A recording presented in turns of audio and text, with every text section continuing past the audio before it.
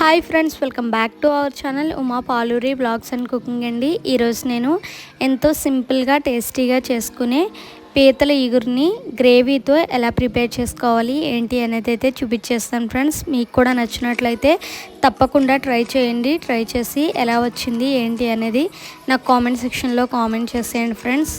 ఇంకా పీతల కర్రీ ప్రాసెస్కి అయితే వెళ్ళిపోదాం ఫ్రెండ్స్. దానికోసం అయితే ఇక్కడ నేను 4 పీతలను అయితే తీసుకున్నాను. వీటిని 2-3 సార్లు ఉప్పు పసుపు అయితే వేసేసుకొని బాగా మిక్స్ చేసేసుకొని 2 to 3 టైమ్స్ అయితే వాష్ చేసుకొని పక్కన పెట్టేసుకోవాలి. ఆ తర్వాత మీడియంగా కట్ చేసుకున్న 2 ఉల్లిపాయలు అలాగే ఒక 5 నుంచి 6 పచ్చిమిర్చిని అయితే ఈ విధంగా కట్ చేసుకొని అయితే పక్కన పెట్టేసుకోవాలి. ఇప్పుడు ఒక మిక్సీ జార్ తీసుకొని అందులోకి ముందుగా మనం కట్ చేసి పెట్టుకున్న ఆనియన్స్ని అయితే అందులో వేసేసుకొని ఫైన్ పేస్ట్ కింద అయితే మిక్సీ చేసేసుకోవాలి.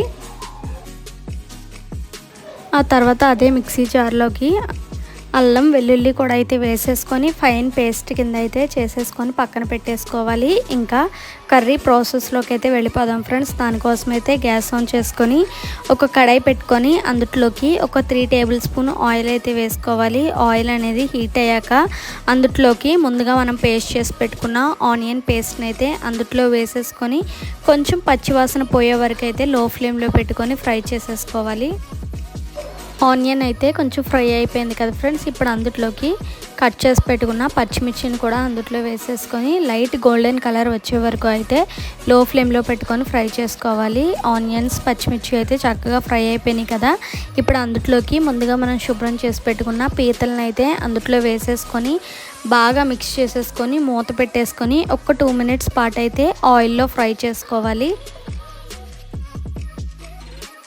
పీతలు అయితే చక్కగా ఫ్రై అయిపోయినాయి కదా ఫ్రెండ్స్. ఇప్పుడు అందులోకి రుచికి సరిపడినంత సాల్ట్ అలాగే చిటికెడు పసుపు కూడా అయితే వేసేసుకొని ఒకసారి బాగా మిక్స్ చేసేసుకోవాలి. ఆ తర్వాత అందులోకి 2 స్పూన్ల కారం కూడా వేసేసుకొని ఒకసారి బాగా మిక్స్ చేసుకోవాలి. ఆ తర్వాత అందులోకి ఒక పెద్ద గ్లాస్తో వాటర్ అనేది పోసేసుకొని వాటర్ అనేవి దగ్గరికి వచ్చే వరకు అయితే లో ఫ్లేమ్లో పెట్టుకొని కుక్ చేసుకోవాలి.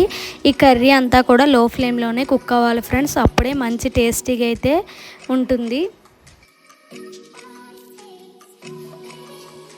కర్రీ అయితే చక్కగా కుక్ అవుతుంది కదా ఫ్రెండ్స్. ఇప్పుడు అందులోకి 2 స్పూన్ల అల్లం వెల్లిపాయ పేస్ట్ అలాగే 1 స్పూన్ ధనియాల పొడి అయితే వేసేసుకొని బాగా మిక్స్ చేసేసుకొని ఆయిల్ అనేది పైకి తేలే వరకు అయితే లో ఫ్లేమ్లో పెట్టుకొని కుక్ చేసుకోవాలి.